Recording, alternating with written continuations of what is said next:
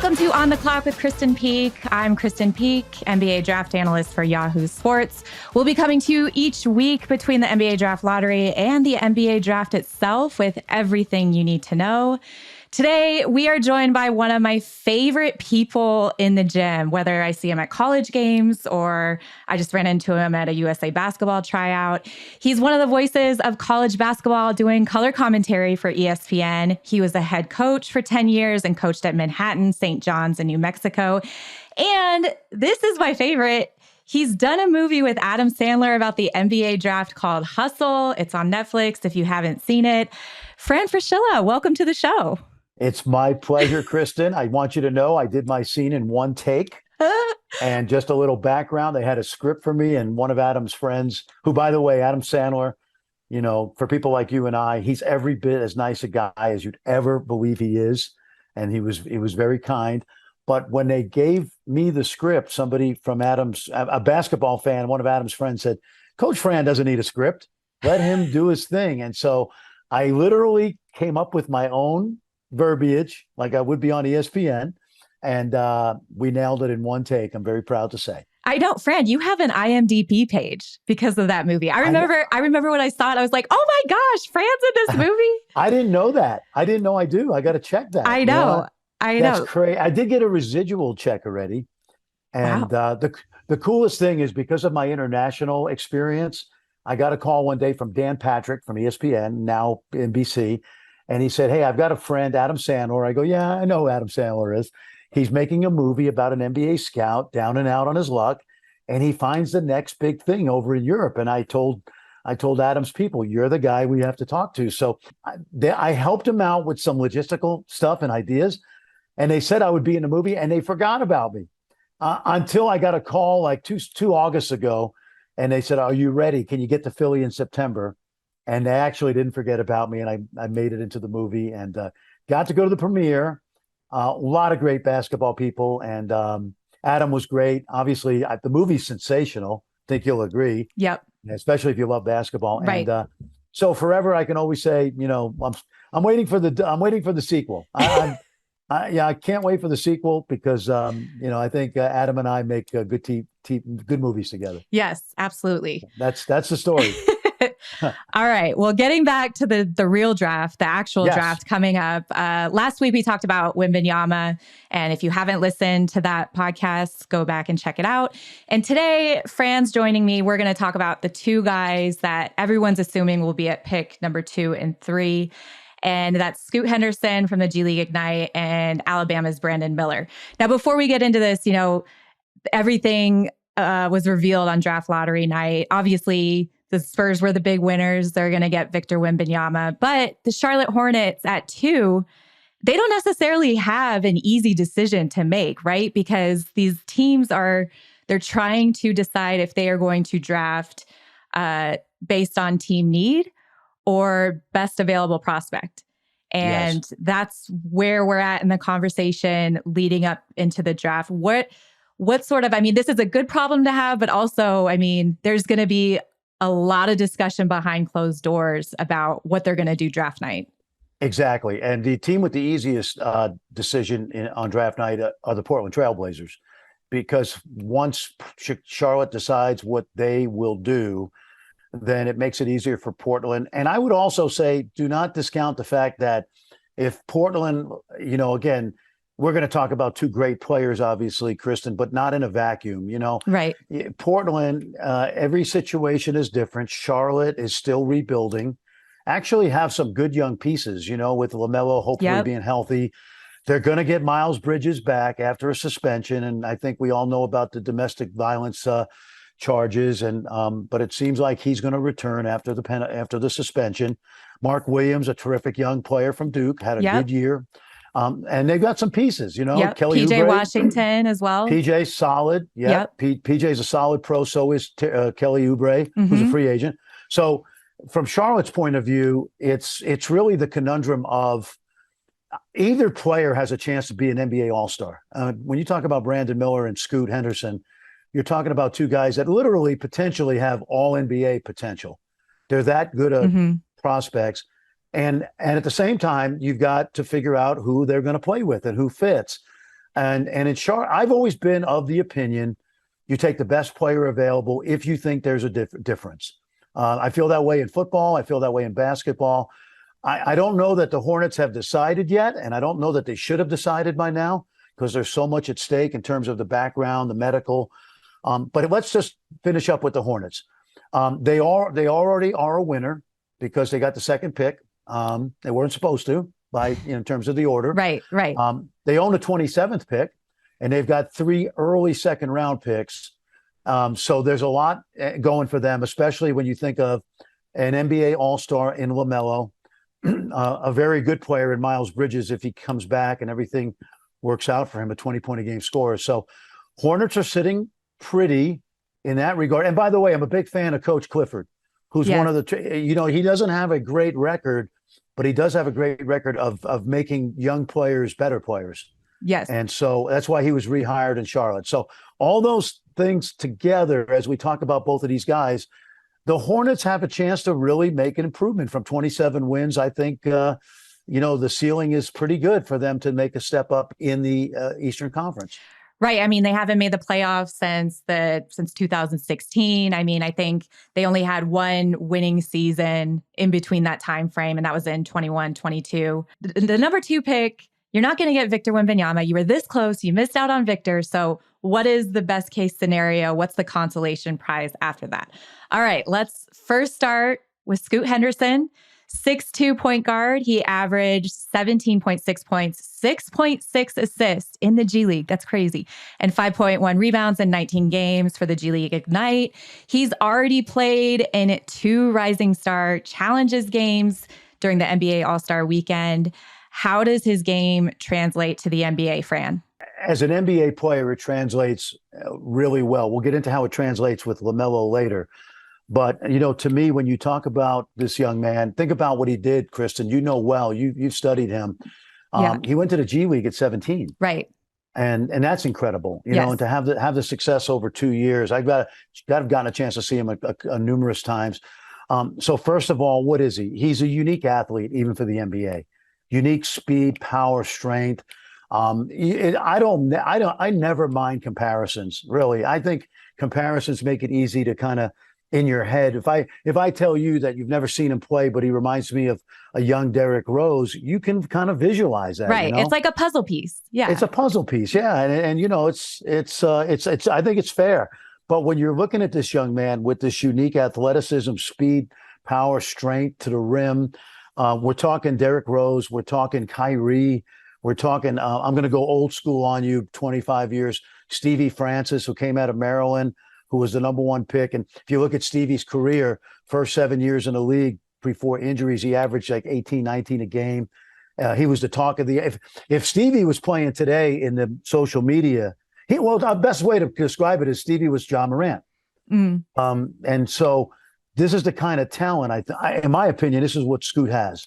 Unique NBA speed, athleticism, superstar potential to me. Yep. And let's throw in some intangibles. By all accounts, from people I've talked to, and you've probably interviewed them, I'm sure, a few times. Everybody says incredible character. Yes. Good family cocoon. Serious-minded. Wants to be great. Thinks he's great, which is important. High level of confidence. So the off-the-court stuff's going to check out, I think, really, really well. He creates his own shot. And let me just say, in the NBA, one of the skills that goes very underrated is a guard or any player that can create his own shot. Because when you play the best teams in the league, you're constantly going to be in a situation against great defenses where there's 5 on the shot clock, and you got to go get a great shot. And we see the great ones do it all the time. He's got that. I think he's going to be an elite finisher at the rim because of his power and strength. Yep. His playmaking's outstanding. He sees the court with great vision. His age is important because he's got so much raw potential. So those are the positives. It's potentially NBA All-Star. The negative would be the shooting. Yeah. But so what? I mean, John Morant shot 32% this year. Westbrook wasn't a great shooter. There's been other guys that come into the league that I think develop into, Donovan Mitchell's not a great shooter. De'Aaron Fox shot 32% this year. I'm not worried about the shooting at all. He's murder in the mid-range, right? Mm-hmm. He's a killer in the mid-range. He's very good at getting to the basket, and I don't see anything wrong with his shooting form. That hundreds more reps in the league are going to take care of once he gets to the NBA. And by the way, I have no concern about the shooting. None. Right. Yeah. I mean, yeah, we look at LaMelo Ball as well, and he shot, 27% before entering the league, and then he was the rookie of the year the next year. And let me just say a couple things about Scoot. I saw him at the NBA Draft Combine in Chicago, and his body looks ridiculous. Like, he is a unit. He's really honed in. I think he plays bigger than his 6'2" frame. And I remember I asked him, I said, Scoot, what have you changed in your diet? And he just shrugs his shoulders and he just goes, I don't eat fried food anymore, KP. And I'm like, oh, how easy at 19. Like, you just have to cut out fried food. And like, yeah, you look like you have like not an ounce of fat on your body. And another thing that he's doing in this pre-draft process is he's getting in the gym with Steph Curry, and Steph is mentoring him. And when we talk about, one thing of his weaknesses, or a little bit of his weaknesses, is his shooting, he is being proactive in that regard and getting into the gym with the best shooter to ever play the game, right? So his work ethic is crazy. He's a dog on the court. You don't see a lot of players like Scoot Henderson come through the draft on a regular basis. And, Victor Wembanyama said it. He told us in October in Las Vegas, he said, if I was not in this draft class, Scoot would be the number one pick. And Scoot, his mentality, every time you ever ask him, he says, I still think I'm the best player in this draft class. And to that regard, if we're talking about best available prospect, it is beyond a doubt Scoot Henderson in my eyes, right? But then the only thing is like, what do you think, Fran? Can he play with LaMelo in the backcourt? I do. I absolutely do. I have a lot of friends in the NBA, and it's not a matter like when we all came up with basketball, it was point guard, two guard, small forward, power forward, center. That's how we all learned basketball. And then obviously the game's evolved over the last few years, small lineups. You see in college 4-guard lineups. And I have a good friend in the NBA that calls, this is what he says. He was an NBA coach for many, many years. And he's my mentor. He's a brilliant basketball mind. And he said that when you have two playmakers on the court at the same time, one of them can take a mental health break and still stay on the court. In other words, you don't have to take one out and put the other one in. An NBA game is 100 offensive possessions. And if you times that times 82 games, that puts a lot of pressure on one guy to be the key playmaker for a team. And so the thing about the two of them together is if they respect each other, and I assume they will, by all accounts, LaMelo's a delightful kid. If they respect each other's games, I think they could be a dynamic backcourt. Again, we'll talk about whether I think they should take him or not. Right. But if you tell me that that's who the Hornets are taking, I would say, okay, LaMelo's big enough to where he did shoot a good percentage. I think he shot 40% this year from three. Mm-hmm.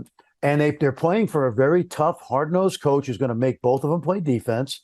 I've heard the knock on. I've seen the video. There's nights where Scoot's invisible defensively. So same with LaMelo. LaMelo is the same thing. Yeah, but the thing about Steve, and I know because my son coached for Steve Clifford for 3 years in Orlando. Steve's one of those old school guys that as a player, he cares about you, but you also know, like, if you don't get over this screen this way, then I'm not going to play you. Or we're going to have a talk heart to heart about this. And all the guys, Vucevic, Fournier, Kemba Walker in Charlotte when he played for Coach Clifford, LaMelo over the first half of the season last year, they all get better. And these two guys together will get better. It's a matter of whether they trust each other to know, like, hey, let me bring it up, or you take it the next 5 possessions so I can catch my breath. And here's another thing about strategy. The NBA is about the second side. Like, teams load up on the first side on your best players. When you swing it to the second side and you have a second driver over there, it's impossible to guard. Right. And both of them have their first step is so quick. Both of them. Impossible. Yeah. So I absolutely think they're going to be able to play together.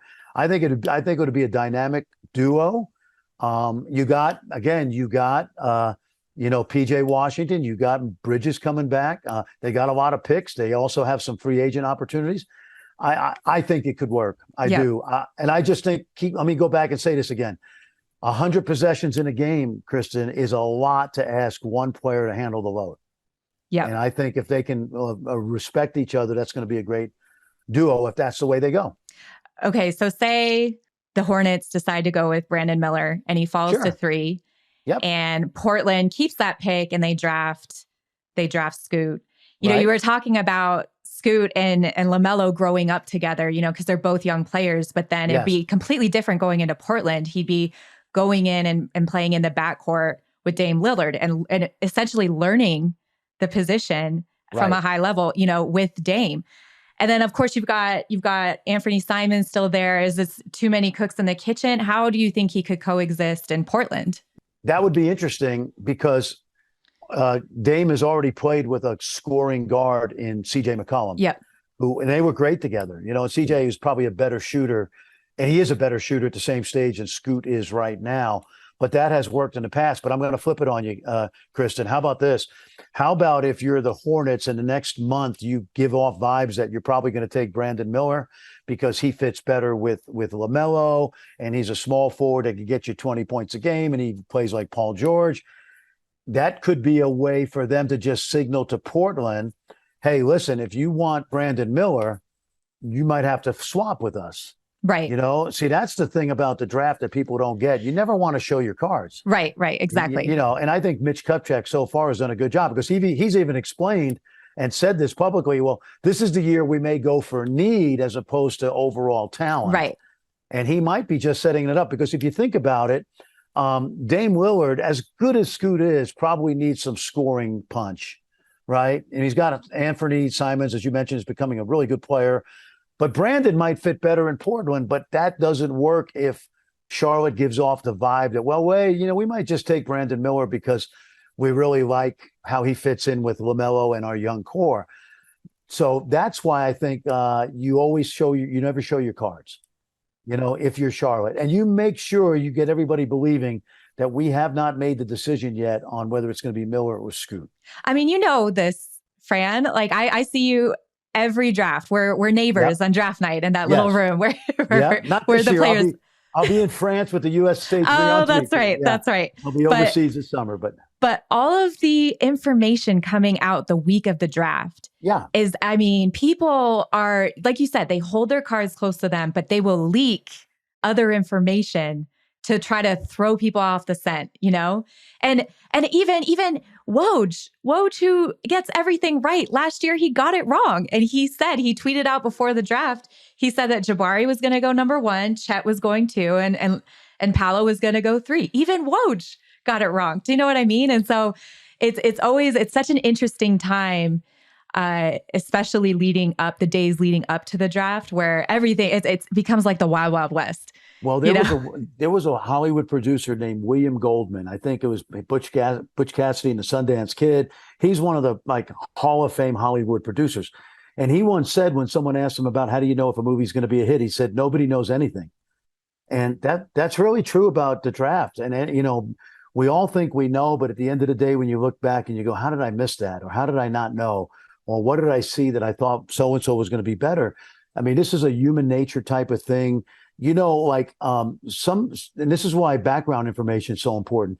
You don't know what a young man at 20, 21, 22 is going to do when he becomes an instant millionaire. You just don't know. Does the work ethic disappear? Did he have a work ethic? I talk to NBA guys all the time. And again, I have a son that's in the league. And you'd be surprised at how many young guys don't love basketball.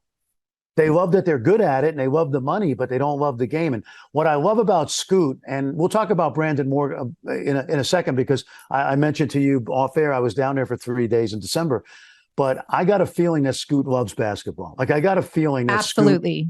I got a feeling that Scoot's going to want to get better every summer. Like the great players, the greatest players in our game are guys that add something to their game every summer. I don't care if it's Kobe, LeBron, go down the list, KD, Steph. I mean, Steph's ball handling, the way he's filled out and matured. The great ones always want to get better. And you have to find those guys, because once you pay a guy millions of dollars, not everybody's like that. once you get into the league, everybody's really good, and talent can only take you so far. Can I ask you this? I mean, I feel like there's going to be a lot of teams that are going to try to trade up for Scoot, and they're going to have to give up a lot, obviously. But is there any other team that you think he would be a good fit on? Well, honestly, I would say, listen, we're talking, what did I say earlier? I think he's got all NBA potential, like right. First, second, third team, not just all-star, but top 15 players in the league. So honestly, I'm trying to think of the greatest point guards in the league right now, but you could throw Scoot on any team, and I think he's going to be a superstar. Yep. Yeah, I mean, there's no team in the league that wouldn't value having him, If you're, let's say the Warriors, I mean, they're not going to do this, but let's say they traded Steph to go back home and you threw Draymond in, and, again, I'm being facetious here. Right. But, there's no place he wouldn't fit in. It's like when Derrick Rose came into the league, and we have to remember how great Derrick was until he got hurt. But, you take a great player like a Chris Paul, Derrick Rose, a great playmaker. Right. And you can put him on any team. I think he's got the leadership, the character, the toughness, the skill, the ability. Again, like if you could get an NBA potential all-star, there's no team in the league that wouldn't love to have him. I don't think anybody could really trade up enough to make the Hornets trade the pick, honestly, because then they would be setting themselves up for disaster if it ever turned out that he turned out to be like a Hall of Famer. Yes. See, I think you just got to roll the dice with either him or Brandon. And because I think Brandon has some of that potential too. And I'm kind of leaning in a particular direction, but we'll save that for the end. All right. Well, we're going to take a quick break and come back with a deep dive into Brandon Miller.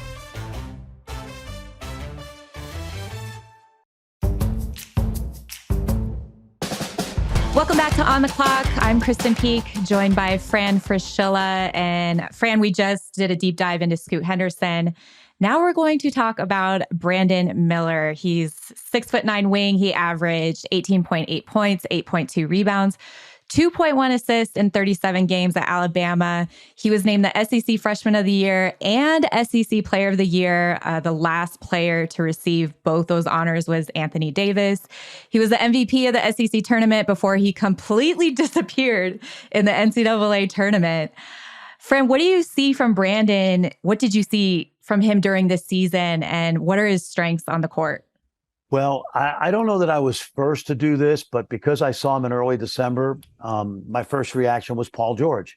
Yes. And that caught on. I don't know if it was me or somebody else said it before. I don't care. I don't know but that's who the comp is, obviously. And that's been made, I think, now by most people. He's a long, athletic wing player. I would say the prototype NBA small forward.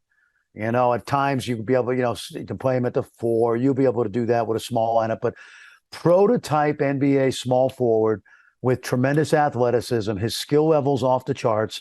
I think he might be, I haven't looked at the list and studied it as closely, but I think he might be the best shooter in this draft, discounting the slump at the end of the season. Yes. Yeah. He was shooting well over 40% on 7 attempts per game prior to the tournament. Yes. And when I watched him practice, Krysten, in December, the first thing I noticed was when it leaves his hands, it always looks like it's going in. That's the type of shooting stroke he has. It's a pure, repeatable, mechanical, simple, flawless shooting stroke when open. Yeah. So that is a great start, because I'm going to just tell you, like, one of the hidden, like the one thing fans don't realize is unless you're super, super skilled in one area, rebounding, shot blocking, if you can't shoot, it's hard to be a star in the NBA unless you're a unique defensive player. You have to, and that's one thing he brings into the gym immediately. He has all-star potential. He has all rookie team, NBA Rookie of the Year potential. Obviously, Victor's going to get a lot of buzz because he's going to play right away. Brandon's going to play right away, either in Portland or Charlotte. So he's going to have a chance to really make his mark early in the season, in his career. I think he's going to average like 18 points a game as a rookie, maybe more. He's just the prototype. If you were drawing up a body for an NBA All-Star small forward, it would be Brandon Miller. And so the physical attributes are there. And I think they're good. That serves him well. We talked, Fran, about Scoot being he has this mentality of just being a dog, and he's so competitive. And I don't think we give Brandon enough credit for being slightly similar in that regards as well. Just in the sense, going on the road at South Carolina, dropping 41 points. Not only that, but the game winner. And can I interrupt? Yes, of course. And the day after all the news broke about the incident in Tuscaloosa. So, when we were kind of all wondering how his mindset would be the next night, he gets 41 on the road. Yeah. And not only that, I don't think enough is said about what he can do defensively. I remember watching the Auburn game when they were down 17 at home. And Brandon was the one defensively who he led all players in 3 blocks. He was grabbing rebounds. Offensively, it wasn't really working for him. I think he went 1 for 6 from 3 and he had 6 turnovers. But the fact that he can turn it on defensively and impact the game the way he does with his length, with his athleticism, I don't think when we talk about his weaknesses defensively, I don't think he's that quick laterally. Yeah. But he makes up for it with his length. Yeah, and I've always felt as a coach, if you give me that kind of athleticism with the right attitude, and I can make anybody defend above average. Yeah, and he has that. When I was there in December, because I was paying close attention, knowing he would be a high pick, I was impressed with his maturity. I was impressed with just being able to talk to him, and he was very team oriented. Now, he may have been saying all the right things, but at least he said the right things. I know guys that you interview him as a 19-year-old freshman and they don't say the right things. And this was pre-incident. And so let's get into the incident now, not in detail because we don't know enough about it. But the honest part is that the Charlotte Hornets and the Portland Trailblazers, they're already diving in. I mean, they're going to have every piece of information that you need to make a decision about whether to take this kid. When you make a decision like this, you have to go to the owner and say, we're going to commit our 2nd pick in the draft or 3rd pick to this young man. And by the way, Michael Jordan already knows this. The new ownership, Paul Allen's sister, I think it is, in Portland, and the front offices, they're going to dive in. This is just hearsay, but and I've heard different things. John Gavoni reported that from Draft Express that the interviews weren't going well. I don't know that that's true. If you're a team and you haven't, because I know when I was a young coach at Providence College, we had detectives on campus from teams. We had a 1st-round pick, Eric Murdoch, years ago, played for the Utah Jazz. And we, trust me, the teams who decide whether to take Brandon Miller or not are going to have every piece of information. Absolutely. And they're going to know the deal, and they're going to be comfortable before they draft him that we're okay with this. Now, let's face it now, Charlotte's in a unique situation because they've dealt with this Miles Bridges thing this last year. And believe me, you know this, there will be some backlash when Miles comes back. Yes. He's going to, the 30-game suspension, it's going to be 20 already served, 10 more at the start of the season. And so if you're the Charlotte Hornets, does this factor in? Well, it probably has to factor in. But if they do take him, they feel really good that they've got all the information they need to make this pick. And I'm going to just say this. None of us probably knows the real story, at least from the outside. I've heard the story. I've heard it might not be what we saw reported originally, and I'm sure you have too. But at the end of the day, the Hornets or the Trailblazers have got to feel really comfortable making that pick. But when I was around him in December, I was very impressed with the young man's maturity, his conversational ability, his intelligence. He plays a smart game. I thought for a guy who was so talented this year, when I was at practice, he worked as hard as anybody. Nate Oates could get on him. He didn't treat him with kid gloves. Excuse me. He played for a tough-minded coach in Nate. And the physical stuff all checks out for him to be the 2nd pick in the draft and a potential NBA All-Star. How does he fit on the perimeter with LaMelo Ball? How is LaMelo going to make him a better player? It would be a great matchup. It would be a great match made in heaven because, as good a ball handler as Brandon shows, I don't think that's the strength of his game is playmaking. No. Yeah, it's more of a catch and shoot. Yep. It's a catch and shoot. It's a one bounce. It's maybe one dribble to the rim. I think they would fit phenomenally. They need a small forward. Kelly Oubre is a free agent. I think he's unrestricted, so he could get overpaid by another team, honestly. To me, Kelly's going to do well financially, but he could get more if he left, even though he's had success in Charlotte. So then there would be a need for that position.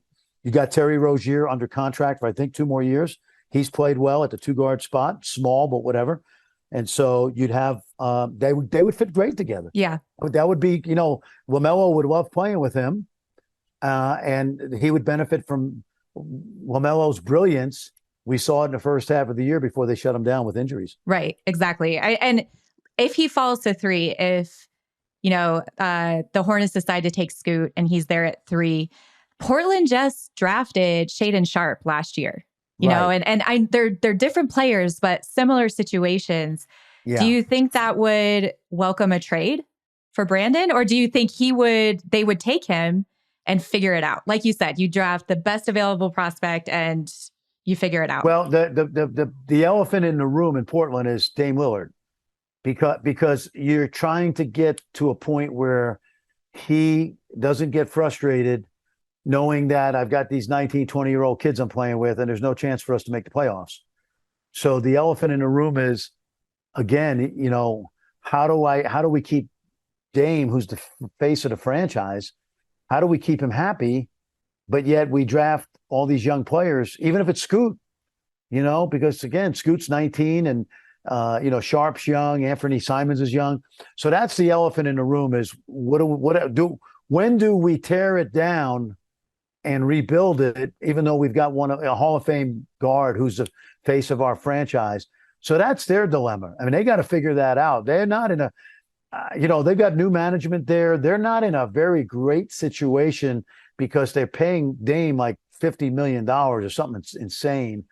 And they're trying to placate him, which they should, and they're trying to get young at the same time. And would you, if you here's one for you, if you're Charlotte, right? Would you trade 2 for 3 with the idea that Portland would take Brandon and you get Scoot at 3 and you also get Jeremy Grant, or you get Anthony, you get Anthony Simons, or you get some other piece, or you get draft picks.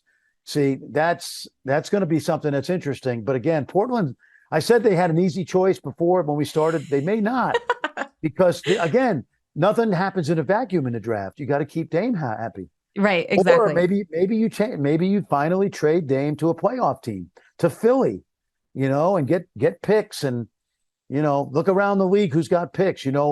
Would San Antonio love to have Dame the last 3 years of his career with all those picks they've assembled? The Knicks in New York, right? The Knicks are loaded with picks. How would Dame and Jalen Brunson fit together?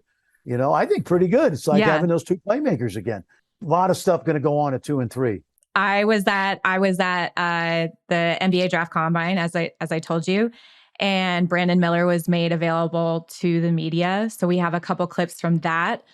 The first clip that I'm going to play for you, I asked him what separates him from Scoot and why he thinks he's the better prospect at number 2. I think one thing that separates me from any player, I would say just being versatile. I really take pride on the defensive side of the ball. It's more to the game than just offense. I feel like if your shot's not falling, what can you do to help a team win a game? And I think I can help with my defense as far as just diving on the floor, getting 50-50, defensive rebounds, taking charges. I just started taking charges last year. As soon as I met Oates, I think it was kind of forced on me, but it's okay. Okay, wait. That to me is so hilarious. He said he only started taking charges last year at 18 years old because of Nate Oates. I love it. See, that's what I mentioned before. Nate coaches hard. And when I was at practice, Nate did not, baby him, and I went back and checked when he was talking about, the other things he can do. Do you remember the Houston game where they went to Houston and won? Yes. And he had an awful game by his standards, but yet he made 8 or 9 free throws down the stretch. Right.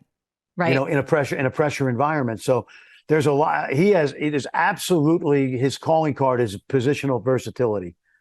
Absolutely. And that could make him a star. And it should make him a star. And you could hear the maturity in his answers to your questions. Right. Well, this was during the beginning of the interview. We'll get to later. But this next one, Fran, you'll love, because he was asked about being compared to Paul George, and this is what he had to say. I think I compare myself to Paul George a lot due to the fact he takes pride in the defensive side. I kind of steal some of his moves and put my own twist to it. So I think the most important part is just the defensive side, like I've said, and just being able to sit down and guard, 1 through 3, 1 through 4.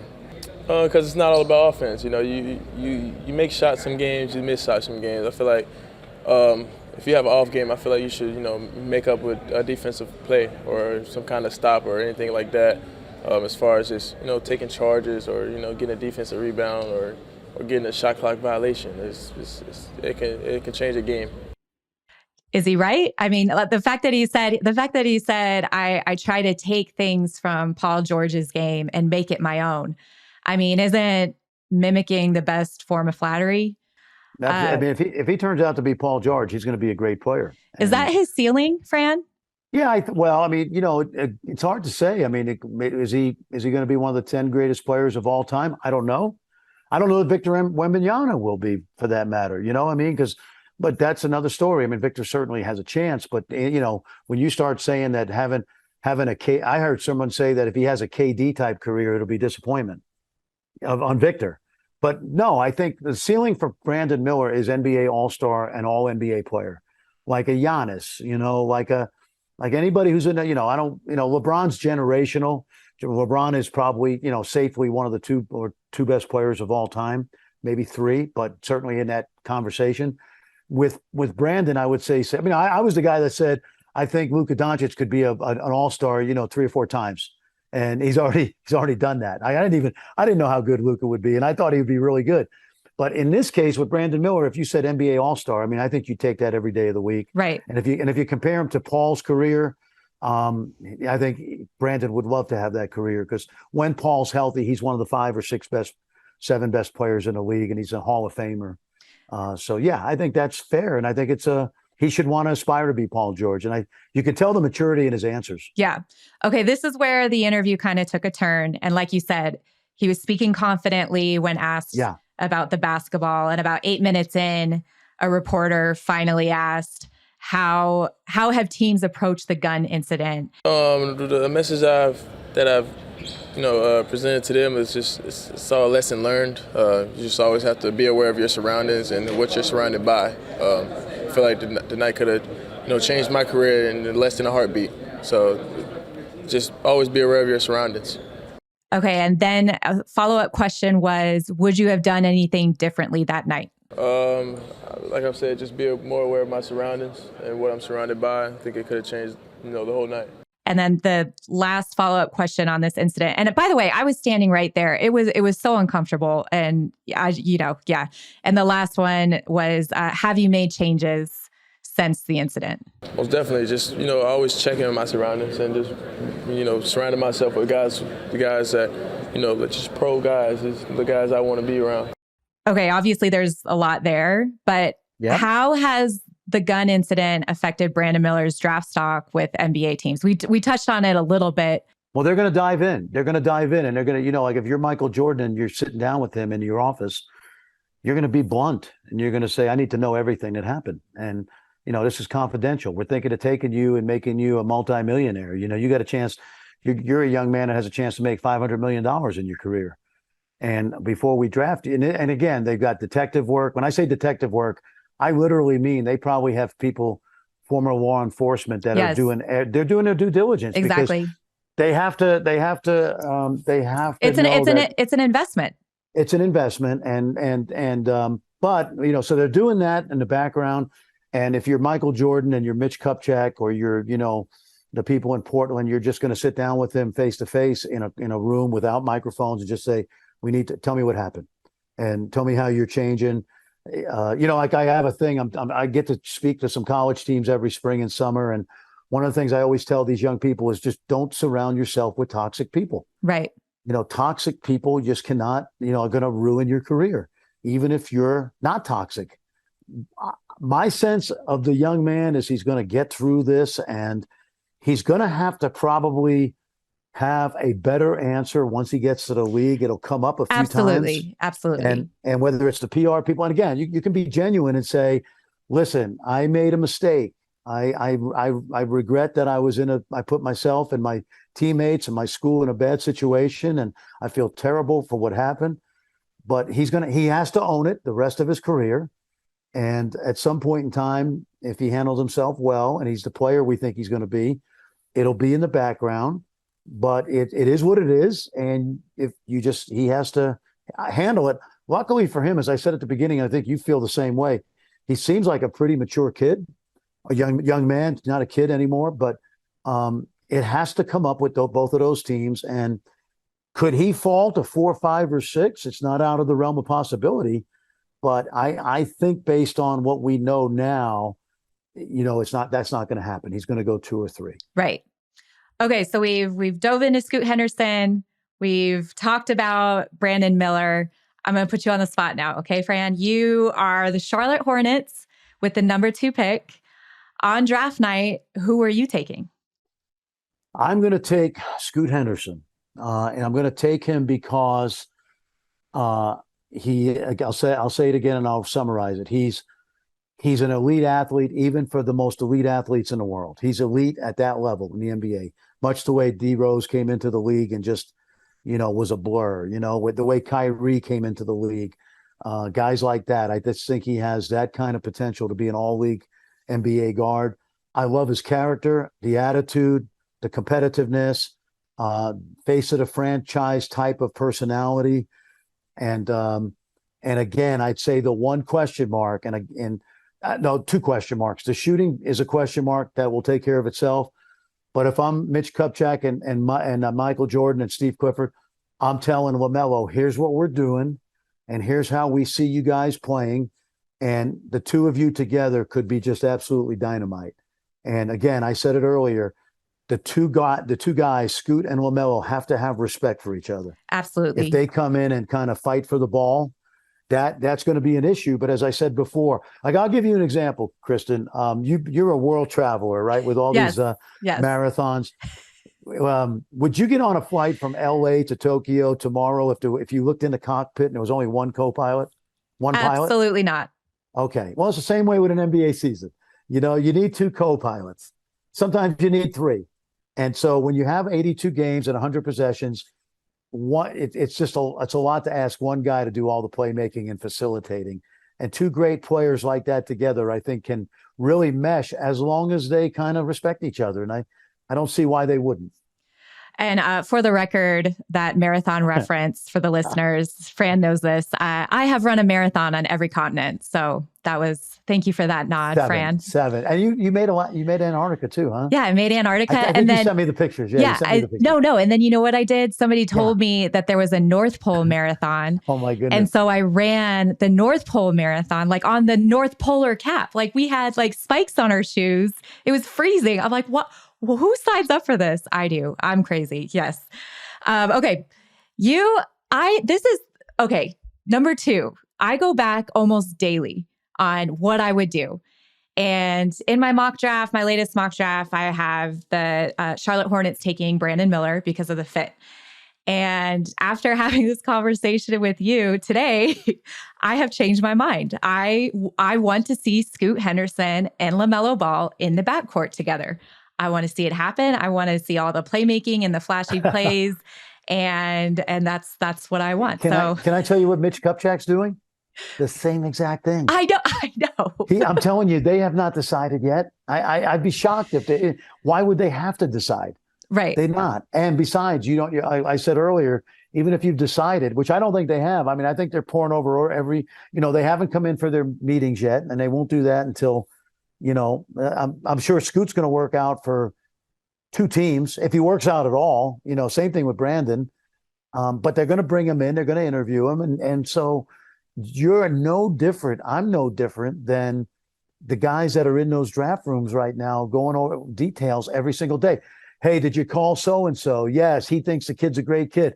How about Rod Baker from the G League Ignite? Rod loves him, Rod compared him to Derrick Rose. We were just with Rod in Colorado Springs, one of the coaches of the G League Ignite. So all of this background information's going on. They're calling Nate Oates. They're calling all the assistants that just left to take head coaching jobs. What's your, one of the great things about me and TV at ESPN is I get to watch practices. Like I go to practices, so I see the warts and I see the good stuff. When I see, I'm just trying to think, when I see Christian Brown at practice be so competitive, I say, this guy's going to play in the NBA. They're calling, now the worst people you can call are the college coaches. Oh, and yeah, absolutely. And I'll say this, no offense to Nate Oates at all, as we talk about Brandon, but college coaches want their guy to go as high as they can be picked. Right, because it's a recruiting tool. It is. And B, they don't watch NBA basketball. See, they don't watch NBA basketball, so they don't really know the translation. See, if I was an NBA scout or the GM, I would make my scouts watch 3 NBA games a month. So while I'm watching college games, I know what translates. And so this is all the things that are going on right now in Portland, in Charlotte, is all the intel, all the film, all the conversations, all the background, all the medical. And, and again, nobody knows anything. Right. Exactly. But we could talk about it for the next 3 weeks. They're good for podcasts. Yes, exactly. They're good for podcasts. Well, Fran, thank you. This has been fantastic. Seriously. Thank you so much for joining me and all your insight. I mean, and it's so valuable. And I tell you this all the time. Anytime I see that when you're calling a game, I get excited because you come from a coach's perspective. You do your homework. Like I know I'm going to learn something. And so, it's the same thing with this podcast. Like I'm learning new things about these players that I already know. For those wanting more of Fran, you can follow him on Twitter at Fran Fraschilla. Follow me on Twitter too, at Krysten Peek. Thanks to John and Stone for working hard to make this podcast sound and look great. Jake and Dan will be back with a new episode of No Cap Room after game 1 of the finals tomorrow. That's going to be a good one. And I'll be back with another episode of On the Clock next Tuesday. Thanks for listening. We'll see you then.